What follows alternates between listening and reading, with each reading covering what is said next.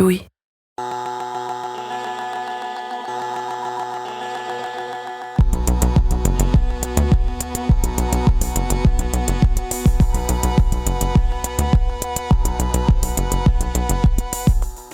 Il y a quelques années, une de mes amies d'enfance a fait un burn-out. Elle avait à peine 30 ans, elle occupait un poste à responsabilité dans une banque à Londres et elle a craqué. C'est la première fois qu'une personne proche de moi est touchée par cette maladie. C'est pas faute d'en entendre souvent parler dans les médias. Le burn-out est le mal de notre siècle. Je lis souvent ça dans la presse. J'ai l'impression que dans ma génération, c'est-à-dire des jeunes trentenaires, beaucoup d'entre nous en ont déjà entendu parler et savent en repérer les signes. En réalité, ça ne nous empêche pas d'en être victime, bien au contraire. Et j'en ai été témoin avec mon amie. Elle qui est surdiplômée, bien informée, qui prend soin d'elle, tout ça ne l'a pas protégée. À cause de son travail extrêmement prenant et d'un mauvais management, elle a commencé à faire des crises d'angoisse, à perdre du poids, à aller au travail à reculons, jusqu'à finalement se faire arrêter plusieurs semaines. Aujourd'hui, elle est soignée et elle occupe un autre poste qui la rend heureuse. Mais son expérience m'a fait comprendre que même la personne qui semble la plus armée peut être victime de ce mal-être. Et surtout, qu'il n'y a pas d'âge pour le burn-out. Vous écoutez le 3e épisode de la mini-série de travail en cours sur les premiers emplois, pensés avec le média Tapage. Dans cet épisode, Marion Botorel s'intéresse au phénomène d'épuisement professionnel chez les jeunes dès leur premier job. Elle a recueilli le témoignage d'Anissa, une ingénieure de 25 ans qui a fait un burn-out dans son tout premier poste. Elle a aussi parlé à François Marchand, psychiatre à l'hôpital de la Pitié-Salpêtrière à Paris et auteur de Burn-out, le mal du siècle, ainsi qu'à Marc Loriol, sociologue, spécialiste de la fatigue et du stress au travail. Je suis Camille Maestracci, bienvenue dans Travail en cours.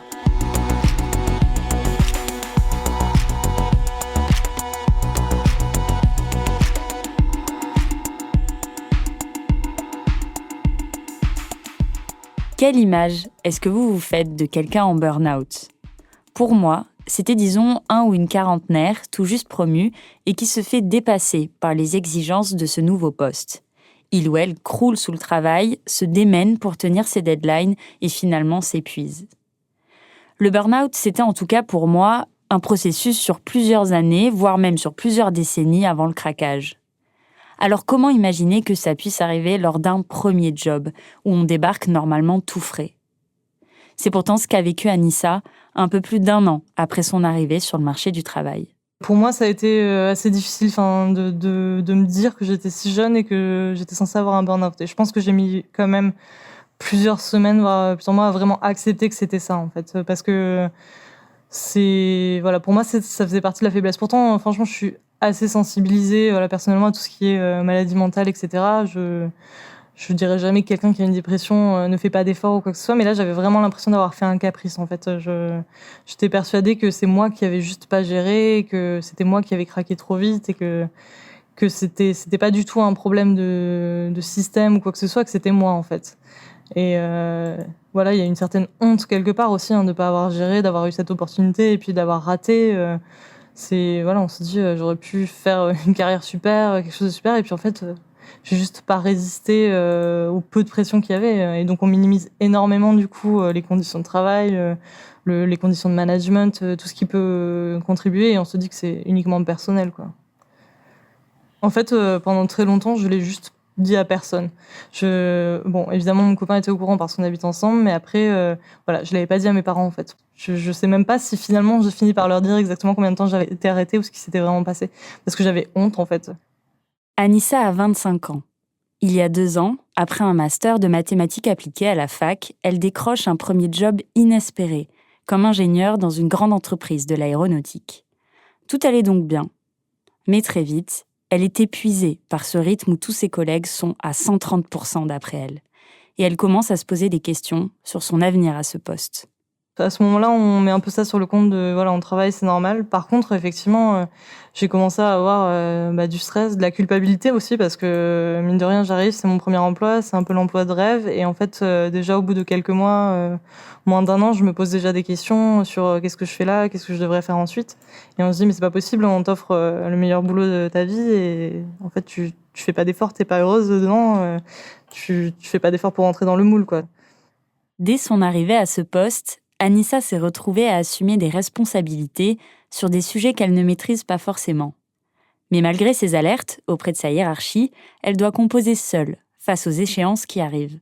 Je me suis un peu enfermée dans une espèce de spirale. Ça a duré peut-être, 2 mois ou quelque chose comme ça, en fait, où j'avais un gros rendu en fait de quelque chose, d'un algorithme en fait, et c'était assez mal défini. Et du coup, j'avais une tâche pendant plusieurs mois, c'était rendre cet algorithme. Et c'est devenu vraiment ma bête noire, quoi. Et je savais pas comment m'y prendre, je savais pas par où commencer, je savais pas comment me faire aider. Et du coup, j'étais seule face à mon écran. Et j'avais déjà le poids des mois précédents qui étaient sur mes épaules, donc ça en rajoutait. Et là, en fait, petit à petit, je me suis enfermée dans mon truc, et chaque jour, je me disais, il faut absolument que je fasse le meilleur truc du monde, le meilleur algorithme du monde, etc. Et puis, chaque jour, j'y arrivais pas. Et du coup, j'y restais de plus en plus longtemps. Je passais de plus en plus de temps à regarder mon ordinateur, à essayer de faire des choses, mais en fait, il se passait rien, finalement, hein. À ce moment-là, ce qu'on ressent, surtout, c'est lié au stress, aux angoisses.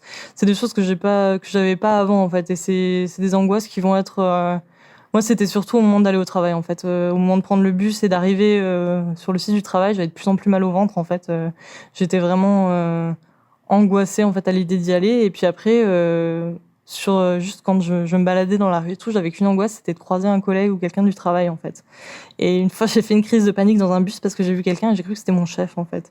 Et c'était pas du tout lui, mais c'est voilà, une espèce d'angoisse permanente. Et puis c'est surtout le travail qui quitte jamais, en fait. La nuit, on rêve de son projet, on se couche en réfléchissant à comment on va pouvoir régler ce truc qui marche pas, et comment on va pouvoir présenter ça à la prochaine réunion, et ça s'arrête juste jamais, en fait. Et c'est vraiment, voilà. Et après, ça peut être des crises de larmes en rentrant le soir parce qu'on se dit, mais c'est pas possible, en fait, c'est en train de me manger.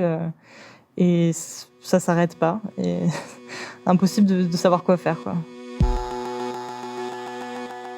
Et puis, voilà, c'est devenu de plus en plus lourd.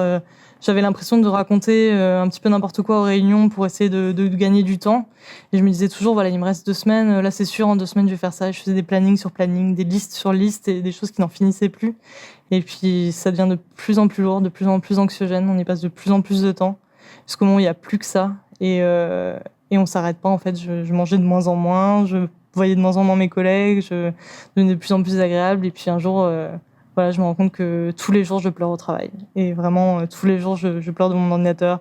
Je me cache dans les toilettes pour pleurer parce que j'en peux plus. Et là, je me dis, non, c'est pas possible. Il faut que je fasse quelque chose. Pourtant épuisée, Anissa tient jusqu'à la date où elle doit rendre son algorithme. Elle y parvient, même si elle n'est pas fière du résultat. Mais une fois cette deadline passée, la jeune femme craque. Ça m'arrivait de pleurer tous les jours au travail. Mais là, c'était vraiment... c'est une journée où je n'ai rien fait à part ça, quoi. À part fixer mon ordinateur et pleurer devant, et plus rien n'allait, quoi. C'était vraiment... j'ai une espèce de Madeleine au travail. Et donc, bon, je me dis, je veux pas rester comme ça, en fait. Son conjoint l'avait déjà amenée chez le médecin parce qu'elle annulait à chaque fois au dernier moment les rendez-vous qu'il lui prenait. Et le médecin l'avait d'ailleurs déjà arrêtée brièvement quelques jours. Mais cette fois-ci, Anissa s'y rend d'elle-même. Sur le moment, je me suis dit, voilà, j'ai fait le truc classique où je me dis, non, finalement, je n'ai pas besoin d'y aller, tout va bien, etc. Je vais dans la salle d'attente, je suis super bien, je rigole et tout. Et puis, arrivée devant elle, elle me demande si ça va. Et là, je fonds en larmes, et elle me dit, bon, bah non, ça va pas. Et là, je me dis, bah non, effectivement, ça ne va pas. Et pareil, elle m'a refait son interrogatoire de symptômes du burn-out. Et là, elle m'a dit, bon, bah là, non, c'est pas possible, quoi. C'est au moins 2 semaines d'arrêt pour se remettre, et voire plus. On se revoit dans 2 semaines et on en discute. Et puis 2 semaines auxquelles elle a rajouté 1 mois, et finalement ça a été 1 mois et demi, quoi. À ce moment-là, Anissa est mise en arrêt pour état anxio-dépressif lié au travail. J'ai refusé, de toute façon je me suis dit c'est pas possible, ils exagèrent, ça va pas si mal que ça. J'ai eu vraiment beaucoup de contradictions, quoi. Je me suis dit non, c'est pas possible. En plus je me suis dit à mon âge, dans un premier poste, c'est pas possible. Les quelques personnes que j'avais vu faire des burn-out au travail, parce que mine de rien il y en a quand même, et j'en connaissais quand même plusieurs là où je travaillais, c'était des gens plus âgés, enfin qui avaient une quarantaine d'années. Voilà, c'était pas une espèce de crise de la quarantaine. Enfin, c'est après plusieurs années de travail et plusieurs conditions de travail sur des projets peut-être plus gros en plus. Parce que moi, je me suis dit, j'ai quand même des projets qui sont assez petits parce que je viens d'arriver. Et je me suis dit, c'est quand même pas possible d'être submergé par ça, quoi. Je me suis dit, il n'y a pas tant de charges que ça. C'est moi qui sais pas gérer. Donc, ça peut pas être vraiment un burn-out. Parce que pour moi, le burn-out, c'était associé vraiment à la personne qui travaille trop, qui se donne entièrement à son travail. Et j'avais pas l'impression d'avoir fait ça. Sur le moment, en fait, moi, je me suis pas vraiment dit que c'était grave parce que je me suis dit voilà, elle m'arrête, ça ira mieux. Et en même temps, j'avais un peu cherché aussi et je me suis dit si elle me dit que c'est c'est grave, c'est que ça doit l'être aussi. Si c'est elle qui l'a dit, bon, elle a quelque part l'autorité de le faire. Et elle m'a dit que c'était voilà, un syndrome d'épuisement lié au travail. Bon, c'est la traduction française du burn-out, hein, de toute façon. Il n'y avait pas vraiment de doute sur ce que c'était. Et puis surtout, j'ai écouté un peu ce qu'on me disait. Voilà, mon copain et elle m'ont dit en gros, si tu t'arrêtes pas, ça va devenir vraiment très grave pour le coup. Pour faire cet épisode, nous avons passé un appel à témoignages sur les réseaux sociaux faisant explicitement référence au burn-out. Beaucoup de personnes nous ont contactés, comme Anissa, pour nous raconter l'épuisement professionnel intense qu'ils avaient vécu lors de leur premier emploi. Mais tous ne mettaient pas forcément le terme de burn-out sur ce qu'ils avaient vécu, même s'ils répondaient à un appel à témoignages sur le burn-out. J'ai donc compris qu'il y avait un flou autour de la définition du burn-out. D'ailleurs, les témoignages que j'ai reçus faisaient état de symptômes très variés et différents les uns des autres. Pour y voir plus clair, je suis allée interroger le professeur François Marchand. Il est psychiatre à l'hôpital de la Pitié-Salpêtrière à Paris et il a écrit un court-livre intitulé « Burn-out, le mal du siècle ». Le docteur Marchand voit passer beaucoup de jeunes dans son service, ainsi qu'à l'hôpital Sainte-Anne, où il exerce aussi. Bonjour docteur. Allez-y. Enchantée. Alors, comment reconnaît-on le burn-out ? Premièrement, il y a un épuisement professionnel avec une répercussion de cet épuisement autour de soi, et pas seulement au travail. Donc, il n'y a pas que le travail, ça se répercute dans la famille. Les contacts sociaux sont différents, etc. L'autre chose qui fait partie du burn-out, en dehors de l'épuisement professionnel, c'est la dépersonnalisation. C'est-à-dire qu'on a une vision un peu numéraire des gens. C'est-à-dire c'est le numéro 13 qui a fait ceci, c'est la chambre 21 qui a fait cela. Enfin, on se dépersonnalise. Et puis après, il y a le contexte social qui est de se dire que finalement, on se moque un peu de ce qu'on fait et on y voit seulement un travail alimentaire ou quelque chose de différent. C'est les trois grandes choses qui déterminent le burn-out. En résumé, il y a 3 aspects principaux pour identifier un burn-out. D'abord, c'est une perte totale d'énergie physique et psychique. Ensuite, c'est ce que vient de dire le docteur Marchand, à savoir une forme de déshumanisation, voire de cynisme qui s'installe dans nos rapports aux autres. Et le 3e symptôme, c'est une perte d'efficacité professionnelle. Ce sont les dimensions identifiées par Christina Maslach dès les années 70. Cette psychologue américaine s'était intéressée à ce phénomène d'épuisement qu'elle constatait parmi le personnel soignant. Mais 50 ans après ses recherches, le burn-out n'est toujours pas reconnu comme une maladie. Pour l'Organisation mondiale de la santé, ce n'est qu'un phénomène lié au travail. Il n'en existe pas de définition précise et donc très peu de statistiques. La description princeps du burn-out date de 1974, si vous voulez. Ça, c'est une vérité. C'est-à-dire qu'on a parlé de ça qu'à partir de 1974, donc ça fait en gros 40 ans, 45 ans. C'est un peu le temps qu'il a fallu pour faire que c'est quelque chose qu'on connaît bien. Mais c'est pas facile de parler de quelque chose qui n'a pas de reconnaissance dans le travail professionnel, alors que c'est quand même une grosse composante professionnelle, même si ça a des répercussions sur la vie familiale, sur la vie privée. Ça peut aboutir à une espèce d'isolement. Et cet isolement personnel peut aboutir à des tentatives de suicide, etc. Autre problème, il existe de très nombreuses manifestations physiques du burn-out, et elles diffèrent beaucoup d'un individu à l'autre. Des douleurs, des migraines, des problèmes digestifs, une humeur impulsive, un poids qui fluctue. Dès les années 80, des chercheurs allemands ont identifié plus de 130 manifestations cliniques différentes. À terme, tout cela peut peser lourd sur notre santé. Par exemple, le burn-out a des effets sur notre cerveau, le traitement des émotions est altéré, ce qui entraîne une moins grande résistance au stress. Le burn-out provoque aussi des troubles de l'alimentation, de l'attention et de la mémoire.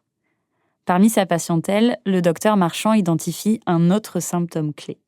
Il y a quelque chose qui, moi, m'interpelle, c'est toujours l'insomnie.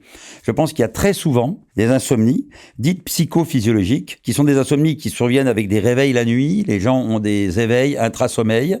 Ils ont du mal à s'endormir aussi. Donc, c'est une forme un peu d'anxiété aussi qui naît, mais avec des éveils la nuit, qui sont donc spécifiques, pas spécialement burn-out, mais ce qu'on appelle l'insomnie psychophysiologique, et qui vont vraisemblablement ou pouvoir conduire au burn-out après, et avec une possibilité, malheureusement, de se perpétuer. C'est-à-dire qu'on n'arrive pas à penser à rien, la tête travaille toujours. On a des ruminations anxieuses qui font qu'on n'arrive pas à s'endormir. Ça veut dire qu'on va avoir un sommeil de mauvaise qualité, donc pas récupérateur, moins de sommeil profond, plus de sommeil léger, et en fait, on va se retrouver dans une situation où ça n'ira pas du tout, quoi. En fait, soit j'avais du mal à m'endormir parce que je ressassais toutes les choses de la journée, en fait, toutes les choses du travail. Je me disais qu'est-ce que j'aurais pu faire de plus aujourd'hui, qu'est-ce que j'ai mal fait, etc. Et du coup, j'étais capable de réfléchir à ça pendant des heures, en fait, avant de m'endormir. Ou alors, je me réveillais dans la nuit, en fait, parce que j'avais fait un cauchemar où je devais présenter quelque chose qui marchait pas. Ou alors même, des fois, je me réveillais à 5 heures et puis impossible de me rendormir jusqu'au moment où il fallait que j'y aille, quoi. Derrière le burn-out se cache aussi un autre symptôme, la dépression. C'est une maladie, cette fois reconnue, qui a parfois tendance à prendre le pas sur le burn-out. Par exemple, Anissa avait été arrêtée à 2 reprises, quelques jours seulement avant son long arrêt maladie. Et sur son arrêt de travail, il était écrit « état anxio-dépressif ». Je me suis vue et Après, j'ai l'impression quand je parle de ça, j'ai l'impression de regarder un film et de parler de quelqu'un d'autre. C'est des choses, quand on les ressent pas, c'est difficile de se souvenir de comment ça fait, mais mine de rien, je sais ce que c'est les symptômes et comment on se sent quand on est comme ça. Et je sais que c'est pas normal de se sentir, moi, je me répétais tous les jours que j'avais pas le droit d'exister. Ça n'est pas normal. On n'est pas censé être comme ça, en fait. Si nous avons aujourd'hui peu de statistiques sur les burn-out chez les jeunes, il y a quand même quelques symptômes qui sont largement répandus. Par exemple, parmi la génération qui arrive à l'emploi, le manque de sommeil est généralisé. Selon un rapport de l'Observatoire régional de la santé d'Île-de-France l'an dernier, un jeune francilien sur 5 était insomniaque chronique. Et les troubles dépressifs toucheraient plus d'un jeune sur 5 de moins de 25 ans, selon la dernière étude de l'Ipsos sur leur santé mentale. 1 an après son burn-out, Anissa s'est rendue compte qu'elle était loin d'être la seule à avoir traversé aussi difficilement son premier emploi. Et effectivement, 16% des 15-29 ans présenteraient un symptôme d'épuisement professionnel selon une étude du cabinet Technologia. Alors comment analyser cet épuisement qui semble massif et précoce ? Marc Loriol l'étudie avec son regard de sociologue. Spécialiste de la fatigue au travail, il s'intéresse en ce moment à des jeunes ouvriers en Lorraine. Il a aussi beaucoup travaillé sur les générations de jeunes policiers et d'infirmiers. Alors moi, je suis sociologue du travail. Au départ, j'étais sociologue de la santé. J'ai commencé à m'intéresser dans mon DEA à la façon dont les médecins abordaient le symptôme fatigue, la fatigue des patients qui allaient en cabinet. Et ensuite, j'ai fait ma thèse sur la fatigue au travail, qui m'a fait passer de la santé au travail, en tout cas à l'équilibre entre les deux. Et donc, moi, je m'intéresse depuis cette date à ce qu'on appelle maintenant les risques psychosociaux. À l'époque, dans les années 90, on parlait plus de stress, de fatigue, d'usure. On a parlé après de harcèlement moral, de burn-out. Donc, je me suis intéressé à toutes ces expressions, voir ce qu'elles recouvraient, quels étaient les phénomènes sociaux qu'il y avait dessous, et aussi comment ces expressions contribuaient en retour à formater l'expérience que les gens avaient de leurs difficultés au travail. Ces burn-out, en tout cas cet épuisement précoce au travail, le sociologue l'identifie effectivement comme un effet de génération. Alors aujourd'hui, c'est vrai qu'on entend plus souvent parler de burn-out pour des gens qui sont en début de carrière. C'est des choses qui existaient auparavant, mais peut-être qu'on n'appelait pas burn-out parce que, d'une part, il y avait sans doute plus de possibilités de se réorienter qu'aujourd'hui où le chômage est relativement élevé, où le niveau de diplôme exigé est de plus en plus haut. Donc, quand on a fait des études longues, c'est difficile de se dire qu'on va complètement changer et faire autre chose. Ça a un coût et c'est pas facile à envisager. Donc, on a des personnes qui arrivent dans des nouveaux métiers et qui se rendent compte que c'est peut-être pas exactement ce à quoi elles s'étaient attendues, que c'est peut-être pas aussi bien qu'elles l'avaient espéré. Marc Loriol identifie la surdiplomation des nouveaux entrants sur le marché du travail comme une première cause pour expliquer cet épuisement précoce. Et c'est vrai que quel que soit le secteur, nous sommes de plus en plus diplômés. 42% des 25-29 ans se déclarent titulaires d'un diplôme de l'enseignement supérieur en 2012. À titre de comparaison, c'est 17% environ pour la génération aujourd'hui âgée entre 60 et 65 ans.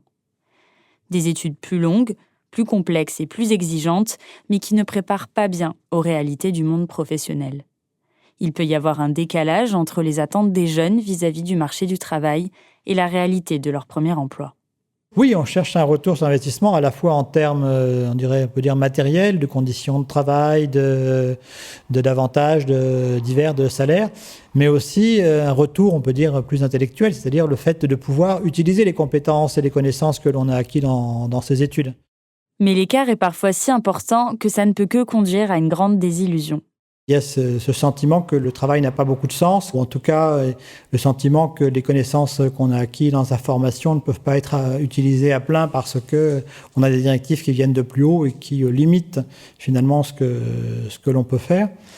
D'où la volonté de se réorienter vers des secteurs où on a le sentiment qu'on pourra donner plus de sens à son travail.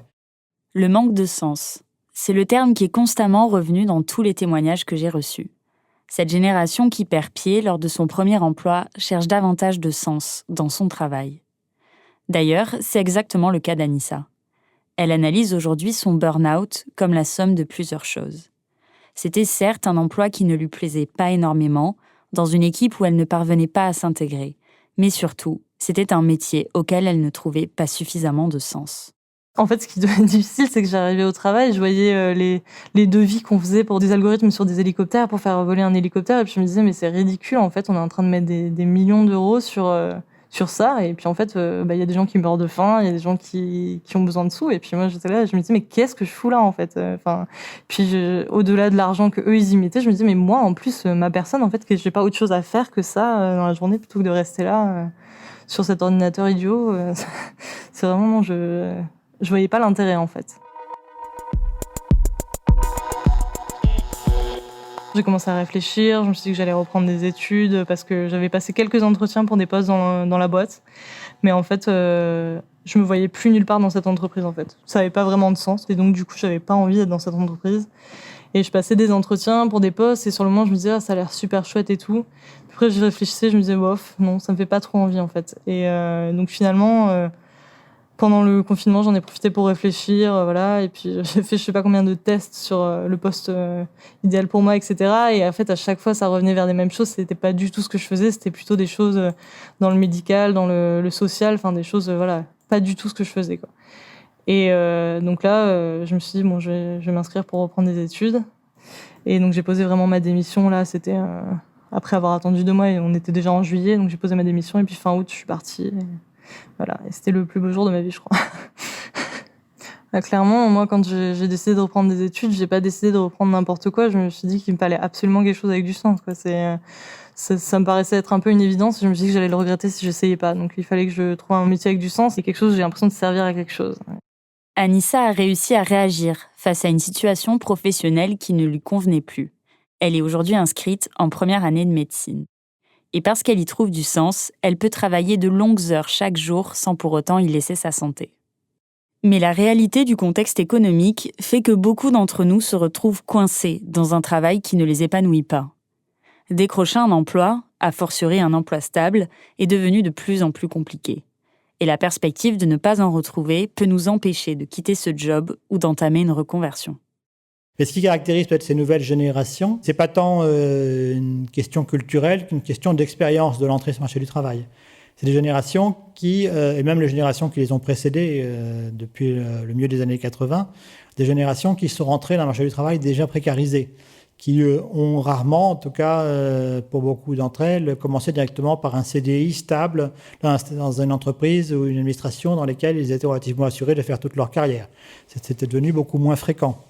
Les CDI restent la norme majoritaire, mais pas pour le premier emploi. Et donc, c'est les premiers emplois qui sont plus précaires, notamment au début de période pour ceux qui ont un faible niveau de diplôme. Et par conséquent, la socialisation professionnelle ne peut pas se faire de la même façon. Ces deux premiers facteurs identifiés par Marc Loriol, la diplomation plus généralisée et ce contexte économique particulièrement complexe, créent une atmosphère tendue au travail. Cette tension ne permet plus aux différentes générations de dialoguer, de créer un sentiment de solidarité et de fraternité. D'après le sociologue, il n'y a plus de transmission entre les générations. Alors, il y a tout un tas de raisons qu'on peut lister, ça dépend des secteurs. Une des raisons importantes, c'est l'existence de statuts différents. On a des gens qui peuvent être en intérim, en CDD, un contrat précaire, et qui vont passer quelque temps avec des personnes plus âgées qui sont en CDI. Et du coup, il peut y avoir le sentiment pour ceux qui arrivent qu'ils ne sont pas assurés de rester longtemps, donc ça ne vaut peut-être pas la peine de s'investir pour comprendre les règles locales, pour s'adapter à un milieu particulier. Et à l'inverse, pour les gens plus expérimentés qui accueillent ces jeunes, il y a peut-être aussi une lassitude de voir les gens défiler et de se dire qu'on forme des gens et que finalement ces gens vont partir rapidement et on va devoir en reformer d'autres en permanence. Marc Loriol m'explique aussi que c'est devenu assez nouveau de vouloir se réaliser par le travail. Qu'avant, ce qu'il nomme les collectifs, c'est-à-dire des groupes cimentés dans leur rapport commun au travail, permettaient une forme de reconnaissance. On travaillait sur le même poste, on pouvait s'évaluer les uns les autres, se féliciter. Aujourd'hui, selon lui, cette valorisation entre collègues n'existe plus. Et il y a l'idée que finalement, les jeunes qui arrivent dans l'industrie aujourd'hui sont des gens qui ont des niveaux de diplôme plus élevés qu'auparavant, parfois à qui on a promis un accès assez rapide à un niveau de technicien. Et en même temps, les postes de techniciens ne sont pas si nombreux que ça, et donc il peut y avoir des clashs entre les jeunes qui arrivent et qui pensent que leur niveau de diplôme les mettrait au-dessus des salariés plus anciens qui ont des diplômes plus faibles, voire pas de diplôme du tout, et les anciens qui considèrent ces jeunes comme n'étant pas suffisamment respectueux de leur expérience, de leurs savoirs locaux, accumulés dans une entreprise particulière au cours du temps. Et donc, là aussi, la méfiance fait qu'il y a moins de transmission.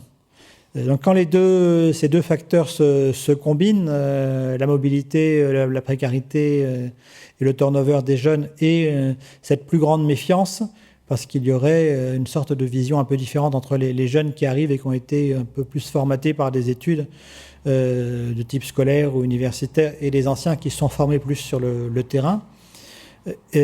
Ça crée beaucoup de défiance et de distance. Cette défiance qui s'installe entre les générations génère des clashs, selon Marc Loriol.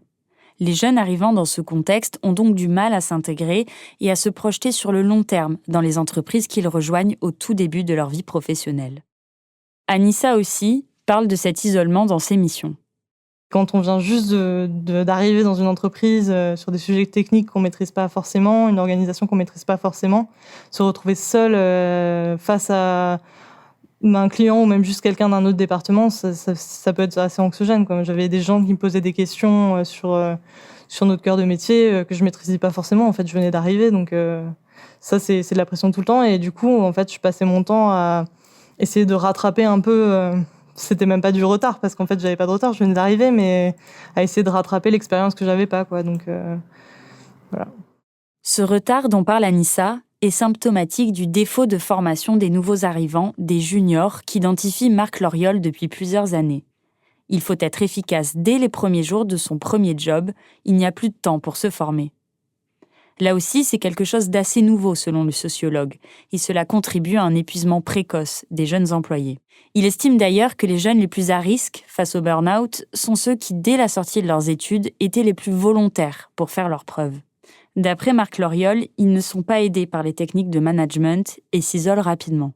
L'arrivée dans un premier emploi, c'est comprendre ce qu'on attend de nous dans un système qui est de plus en plus hiérarchisé, normalisé, avec des standards, des process, des normes qui sont définies de façon extrêmement stricte et précise, et par rapport auxquelles il est de plus en plus compliqué de trouver des marges de manœuvre. Puis il y a aussi un autre élément important c'est que on passe pour dire les choses de façon un peu rapide, mais qui sont globalement justes. Une situation où pendant longtemps, on demandait aux gens de faire un travail de bon niveau, un beau travail en fonction de normes qui étaient reconnues comme justes et normales localement. Aujourd'hui, on ne demande plus aux gens de faire un beau travail, mais on demande de faire plus. Plus que le mois précédent, plus que l'an passé, plus que le collègue ou plus que l'entreprise d'à côté. Et du coup, on est dans un système où la question des limites devient insoluble parce que faire un beau travail, c'était arriver à un certain niveau de qualité qui était reconnu par tous et il pouvait y avoir des débats, parfois même des conflits autour de la capacité à réaliser ce bon niveau de travail avec les moyens dont on disposait. Aujourd'hui, faire toujours plus, finalement, il n'y a plus de limites. Et puis, tout le monde ne peut pas être le meilleur, tout le monde ne peut pas faire mieux que les autres. Mathématiquement, s'il y en a qui sont au-dessus, forcément, d'autres sont en dessous. Alors que dans beaucoup d'endroits, on a des systèmes de benchmark où on demande à tout le monde d'être au-dessus de la moyenne. Ce qui est, encore une fois, mathématiquement impossible à réaliser. Et le risque, c'est que les gens soient poussés à s'épuiser, à en faire toujours plus, ou finalement à abandonner et à se considérer comme n'étant plus dans la course et n'étant plus un bon professionnel, et puis aussi étant quelqu'un qu'on peut facilement classer comme quelqu'un qui n'a pas de potentiel et dont on va chercher à se débarrasser, quoi, pour la hiérarchie, le plus vite possible. Et dans des postes plus concurrentiels, plus en haut de la hiérarchie, on a ce sentiment de devoir toujours faire plus, sans finalement savoir à quoi correspond ce plus. Dans les témoignages que j'ai pu recueillir, les jeunes sont nombreux à décrire une forte compétition entre eux, dès leurs études pour décrocher les meilleurs stages, mais aussi lors d'un premier emploi, pour être à la hauteur d'exigences pas toujours claires.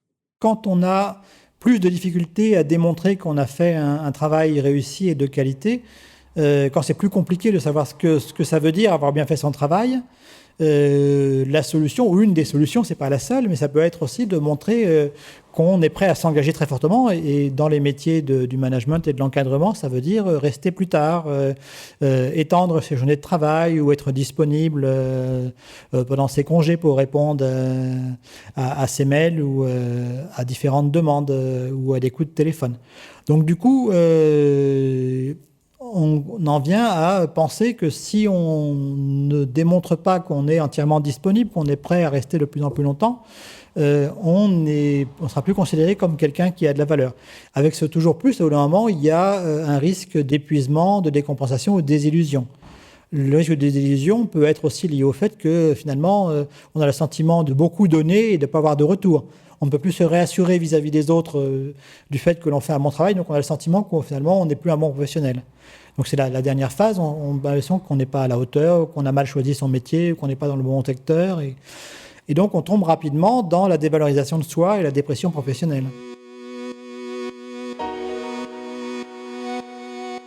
Les jeunes sont donc particulièrement exposés avec la situation actuelle du marché du travail.